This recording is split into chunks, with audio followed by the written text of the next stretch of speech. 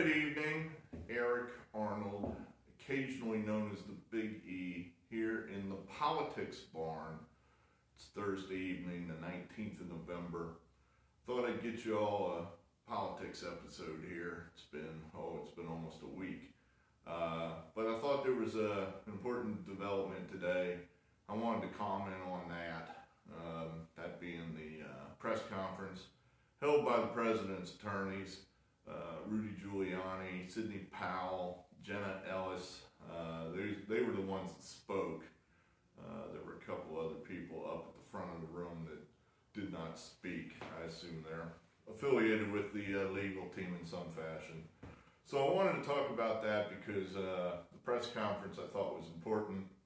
It was over an hour long. I highly doubt that the points we're going to talk about here tonight are going to be covered in any way, shape, or form by the media.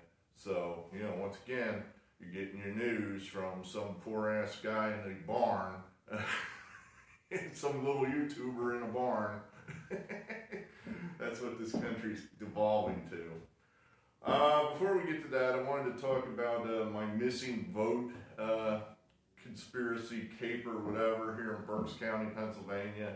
To recap for you new people, I had identified within a day or two of the election that the unofficial results were wrong, that were way short in a couple of precincts here in Berks County, that there was a severe undervote, and I couldn't get anybody to basically give me the time of day, other than to say, the Reading Eagle reporter was probably the most kind person to me.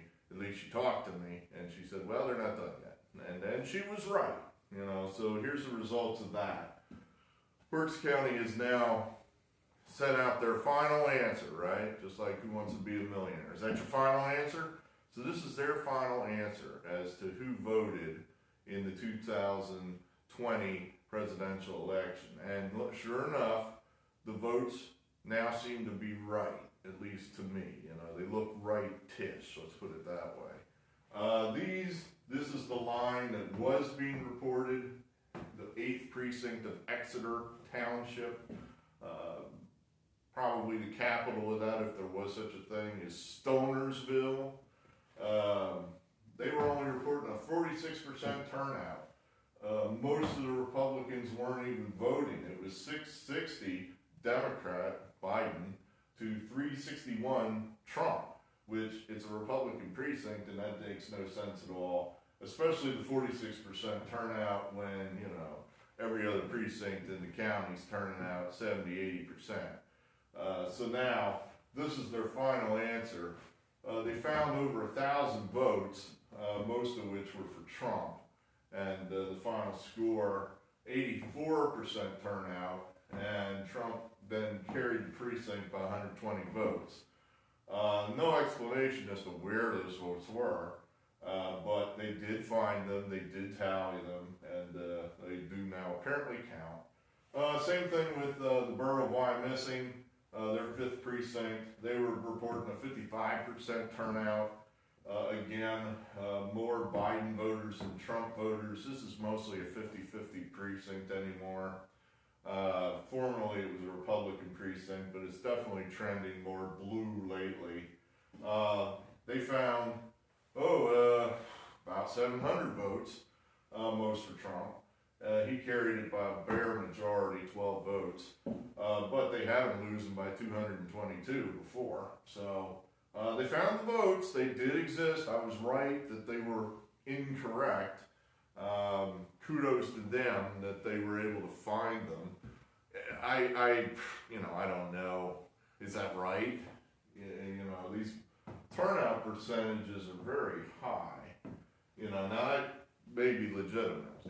Simply, we're talking, this is the first time we've ever done mail-in voting. So these former numbers here in the 8, 12, 16 cycle, no mail-in votes there other than your traditional absentee votes. So mail-in voting may generate an extra 5% turnout. That very well could be the case. So, like I said, that looks rightish to me. But let's get to the rest of this. and maybe I'll come back to that.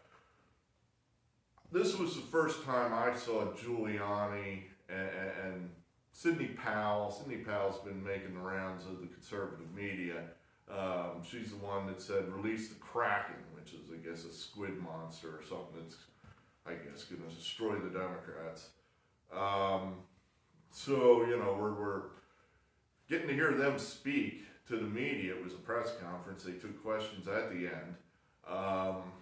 And they were presenting an overview of the president's case.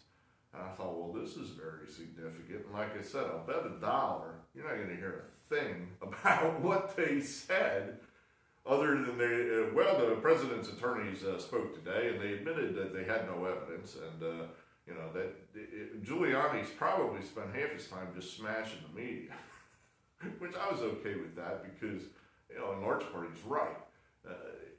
There are two sides to this story, and you're only hearing one of it. So here's what they said. I'll summarize for you. Like I said, it was over an hour long. I'm going to put a link up there for it, so, you know, you people that stumble across this video going, I thought I was going to find out what they said, and here's some guy in the barn talking. What is this? You know, go to the link. If you got the patience to sit through over an hour of Giuliani and Sidney Powell talking, God bless you. That's what I sat through. But let me summarize what I thought were the key points. He kind of went through the states, basically. Giuliani spoke first, and he spoke about Pennsylvania. He is alleging that a large number of the mail-in votes in Philadelphia, I don't know if it's all of them, he had a number, a very specific number, like 670-some thousand, that he's saying these votes are no good because they weren't inspected. You know, I was kind of under the impression there was supposed to be a Republican and a Democrat there at the time when you open up the mail-in ballot to, you know, just basically say, yep, that's a ballot. Yep, it's checked for this candidate or that candidate. Okay, put it in whatever respective pile. But he's saying that, you know, they were not allowed to inspect these ballots. Now, I know this, that the Republican poll watchers were kept out of the area where they were counting ballots. I feel pretty comfortable for, you know, my court of public opinion. Giuliani's proven his case to me on that one. But he's saying, you know, the ballot's not inspected, so, you know, he's saying they gotta go. Let's see. He alleged, and I think he's probably right on this one too, that the ballots in Philadelphia and Pittsburgh, the Democrat machines in those counties were contacting voters when they would find a ballot that was wrong. You know, in other words, we have rules that pertain to the mail-in ballots. In other words, you got the secrecy envelope, and it's got to go in the secrecy envelope. If you take your ballot and you stick it in your regular white mail envelope and slap a stamp on it, that's supposed to be thrown out. But what he, you know, that's just one example. You didn't sign anything. Things that, you know, a human might make a mistake doing it. You know, my father's 90 years old. I can envision him doing something like this. Even though he swears to me, he checked the rules 7 times and made sure he did it correctly. But if they found one of these in Pittsburgh or Philadelphia, they're contacting the voter saying, hey, you know what, Mr. Smith, we got your vote here and it's wrong. You know what, vote, we can fix it. If you do this, you do that, you come down here, you fill out a new ballot, it'll all be cool. So he's saying that happened. I feel pretty comfortable. And when he's saying it happened, he's also then saying, I have affidavits from witnesses, dozens, hundreds of witnesses saying that this stuff happened. That's his evidence. I have no doubt that he has these affidavits. So I feel pretty comfortable that those counties were fixing these ballots that's contrary to the Pennsylvania regulations, that the other 65 counties weren't doing that. In other words, if my father who lives in Berks County screwed up his ballot, nobody's calling him telling him that, hey Herb, you screwed up your ballot. You can fix it though. Nobody's calling him. So yeah, no one would call him. I'm pretty sure about that. So that was alleged by Giuliani. I thought that was significant because I think he's right. He's going to be able to prove that point. Now, whether that is going to sway a judge, I don't know.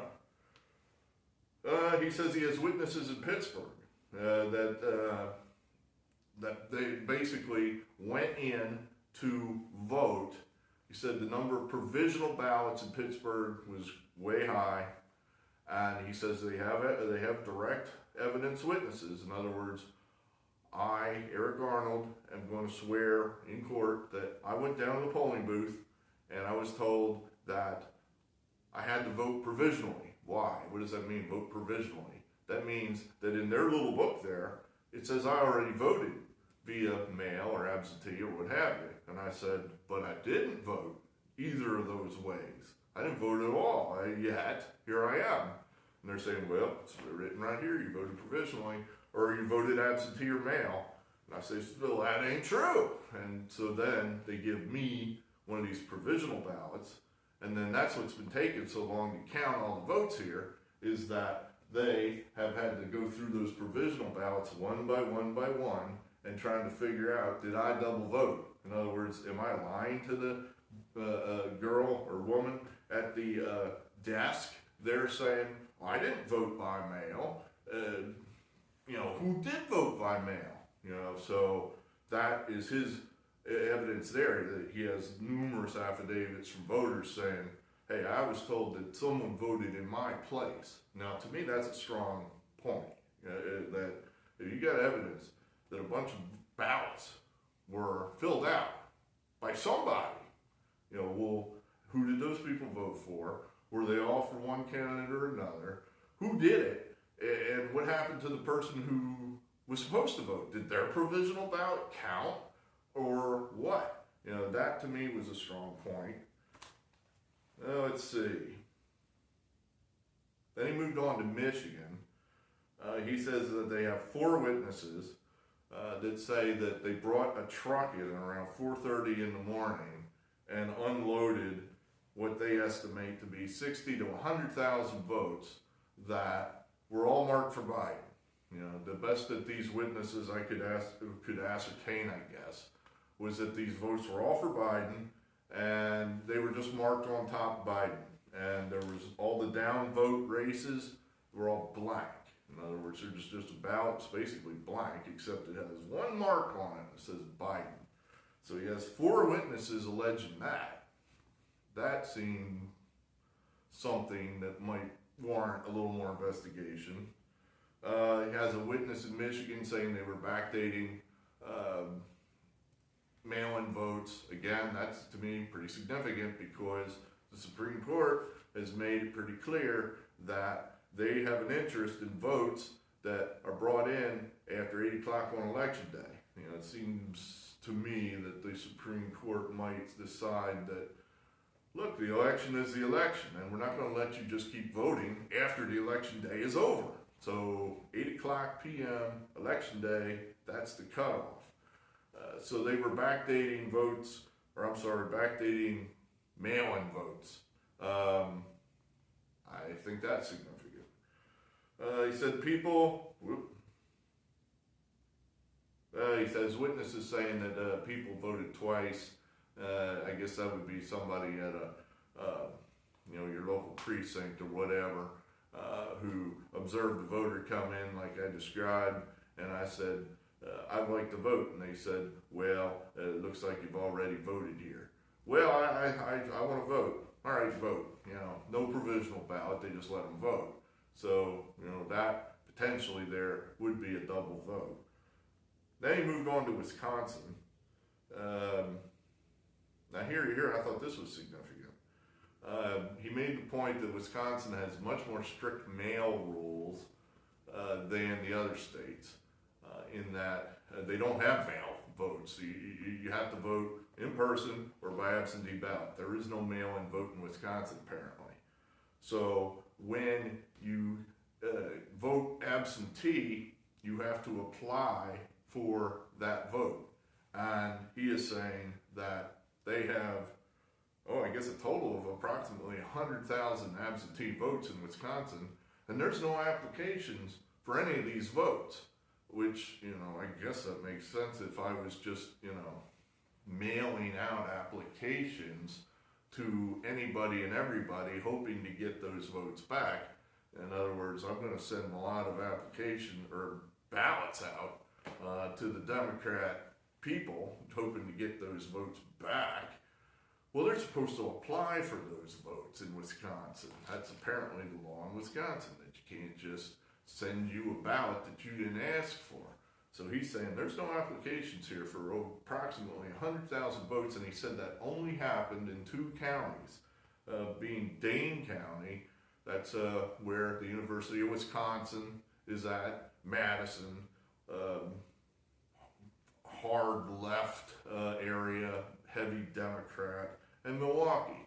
So those 2 counties, this is where that happened, he said. And he says those votes should be tossed. Now this one I thought might have been the most significant thing he said. He said going back into Michigan and in Wisconsin too, he said there are a lot of precincts where there's an overvote. You know, what's an overvote? Turnout, you know, is number of votes counted divided by the number of people registered to vote. And if that number is upwards of 100% or more, well, then you got a problem. That means you got more votes than people that were legally allowed to cast them. Something's wrong. Something is not kosher. And he says that happened. He said it happened 2/3 of the precincts in Detroit. I put an exclamation point next to that in my notes because that's significant.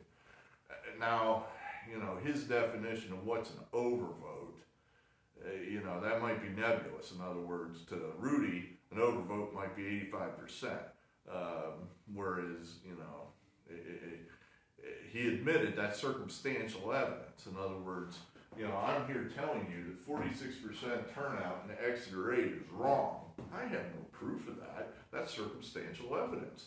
It is possible that 1,000 people in the 8th precinct of Exeter could have just all gotten together and said, we're not voting. You know, this is going to be a strike, a Stonersville strike. Stonersville is going on strike this election because we just think this whole thing sucks and we're not participating.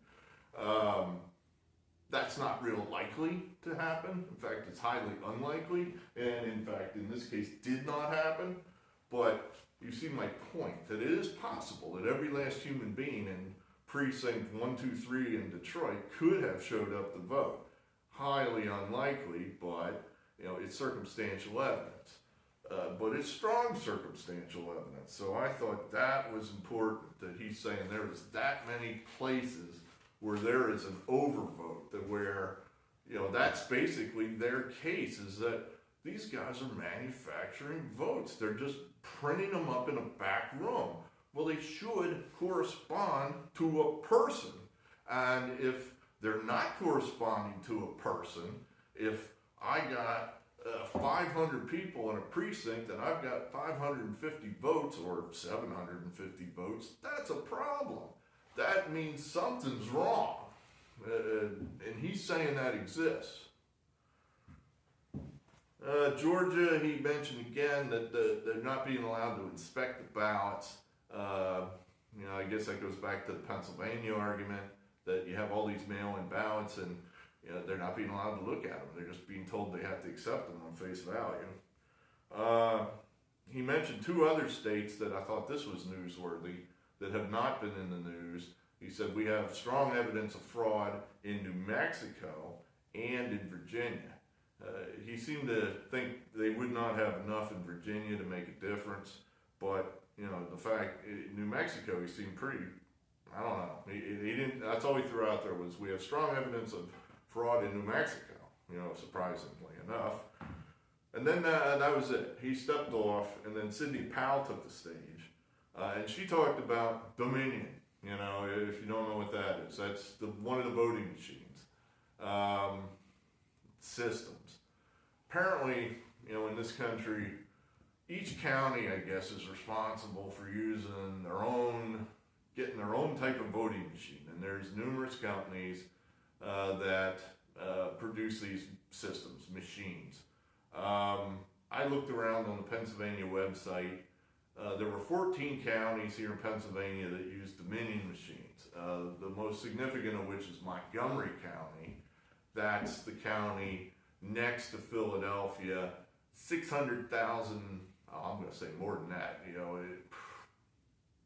I'm going on the fly here. Hundreds and hundreds and hundreds of thousands of voters there. It's probably the second or third largest county in the state.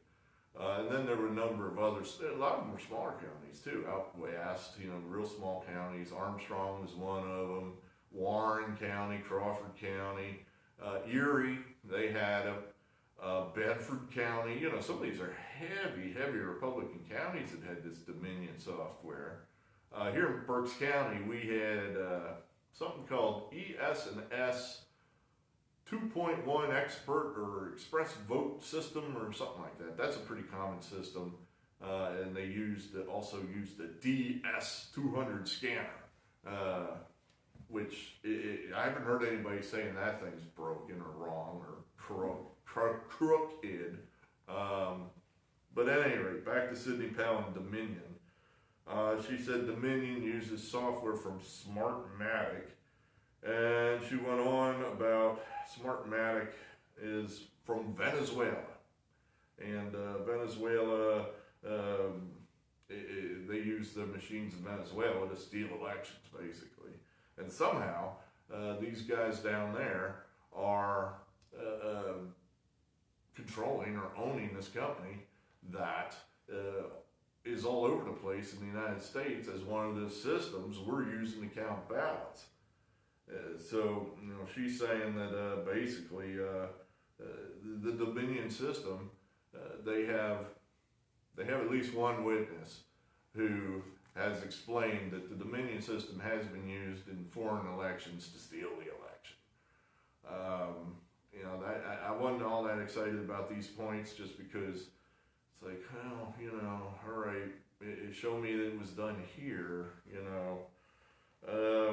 that these systems can flip votes, can just basically, I guess, write up whatever they want it to be. They can take a vote that's supposed to be for Trump and make it for Biden. They can count a vote for Trump at 0.75 votes, whereas a Biden vote is 1.25 votes. They could do things like that. They could just move votes from one side to the other. Just move them. Whoop, there goes 600 votes right from here to here. She says the software can do that stuff. I was a little, nebulous on the proof there. And then they went on and said they've lost attorneys in this case because they have been getting death threats. So some attorneys have dropped out.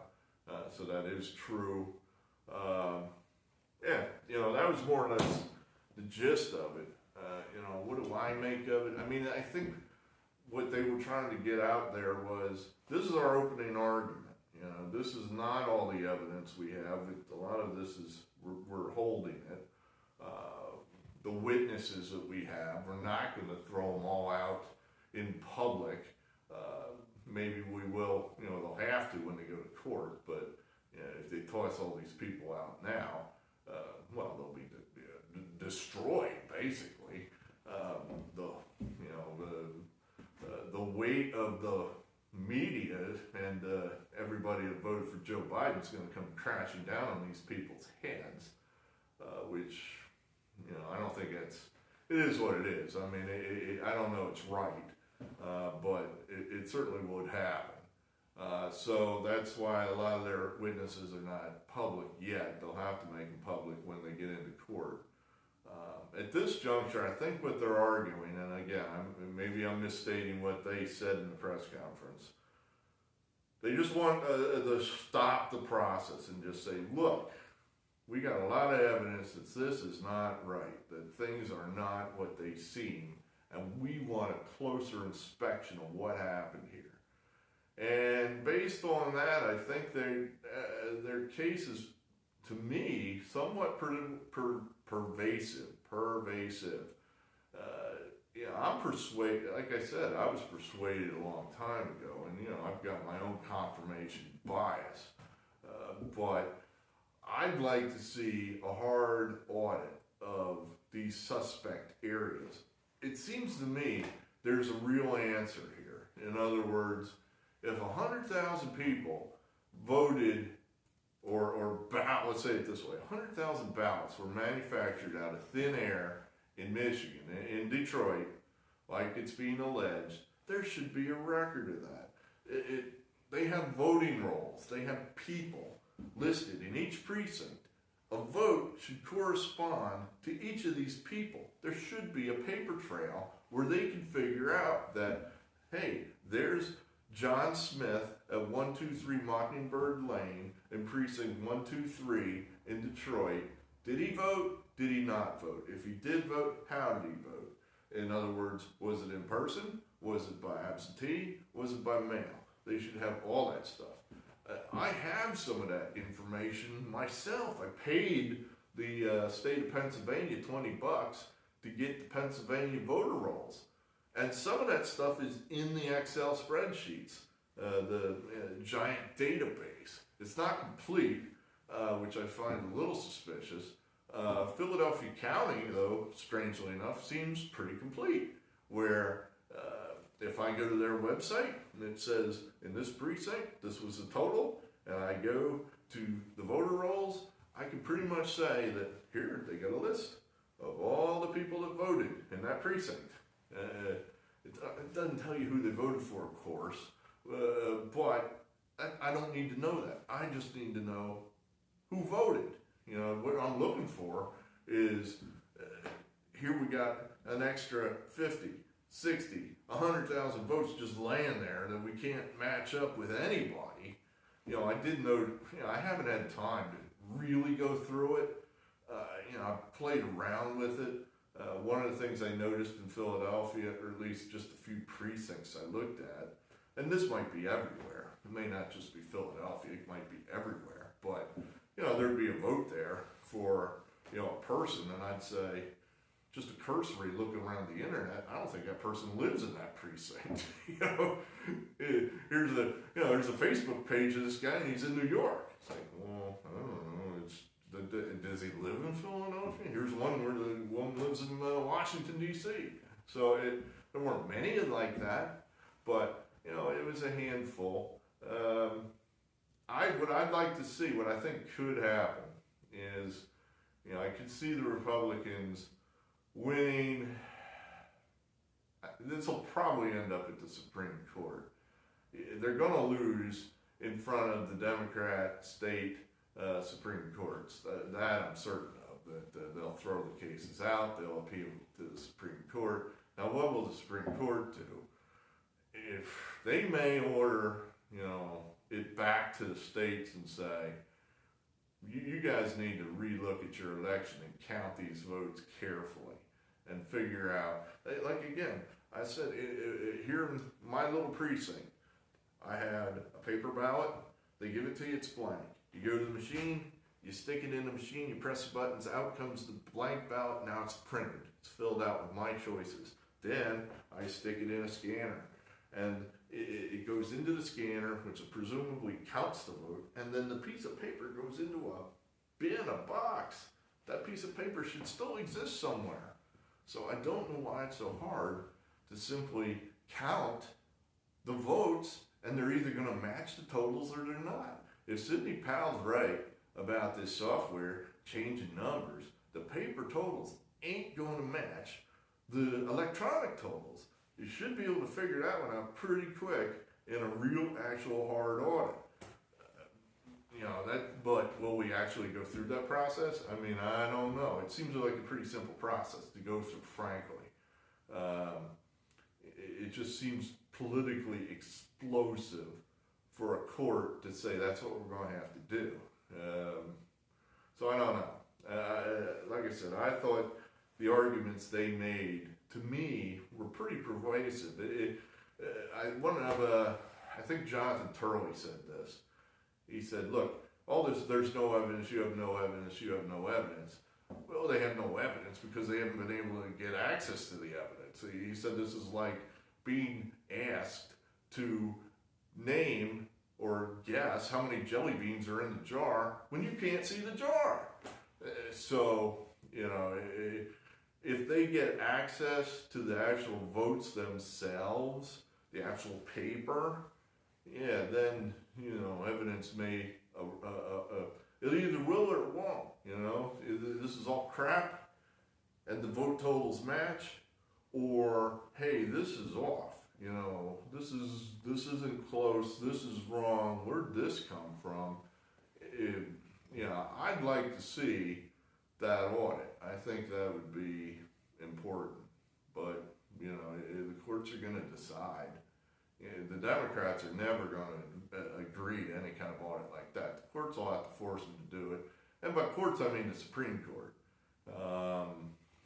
I don't foresee this happening. I don't think the Supreme Court is going to issue a ruling where it says, all right, you're right. So we're going to invalidate those votes in Pennsylvania. We're going to invalidate those votes in Wisconsin. We're going to invalidate those votes in Michigan. Therefore, the winner is Trump, Trump, Trump, and he's the president. I don't think that's going to happen. But I could see the Supreme Court issuing some kind of decision where they force a hard recount, a real recount, where you're actually linking the vote to a person and ignoring whatever the electronics tell you, for linking that piece of paper vote and saying, all right, that he voted here, that's him. He voted over here, this is him. They should be able to do that sort of thing. And if they end up with 50,000 pieces of paper sitting over here and no persons to link it to that don't already have a vote linked to them, that's a problem. So that was my view of the press conference. Like I said, that was the first time I had heard that Trump's lawyers presented any kind of case or evidence or what have you. So they do have evidence, as Giuliani kept saying over and over again. It's like, you guys are lying when you say we have no evidence. We have evidence. We'll see where they go with it. I mean, they're probably going to continue to develop evidence. I think they're definitely right about a lot of this. I'm almost certain that there was ballot corrections going on in Philadelphia and Pittsburgh. I'm pretty sure I've heard enough anecdotal stories that people walk in there and said, I'd like to vote. And they said, you already voted. I'm like, no, I didn't. Well, who has voted for these people then? Who did that? Because that's a crime. I want to know the answer.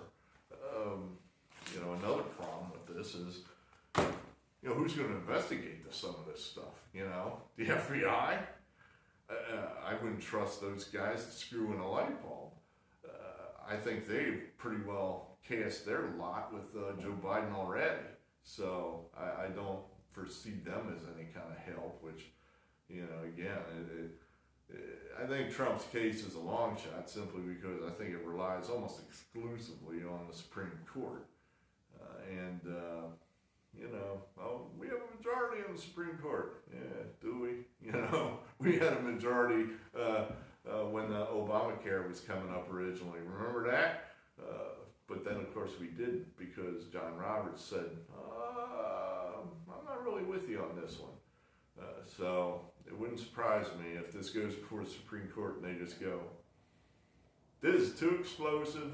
We don't want to know the answer. It's a whole lot simpler if we just punt this issue. I hope that doesn't happen. I want to see a hard count on this. It's simple. Count the damn things. Either Powell and Giuliani are making this up and they're wrong, or the votes don't match. And if they're right, you're talking about probably the crime of the century. And where it goes from there, it'll be exciting. But that's what I think. That's what I have for you here in the Politics Barn this evening. So we'll see. Look up the press conference I highly encourage you to watch the press conference yourselves. Don't read a synopsis of it on Fox News or even Newsmax for that matter.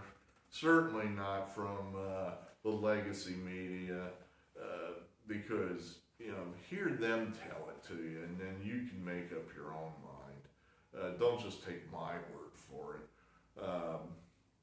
That's all I got. Thanks for being here, new subscribers. I really appreciate you coming by. We'll talk again. I'll see, we'll have more news to talk about. I'm sure of that. We'll see where this all goes. But thanks, appreciate you, and we'll talk again. Eric Arnold, out.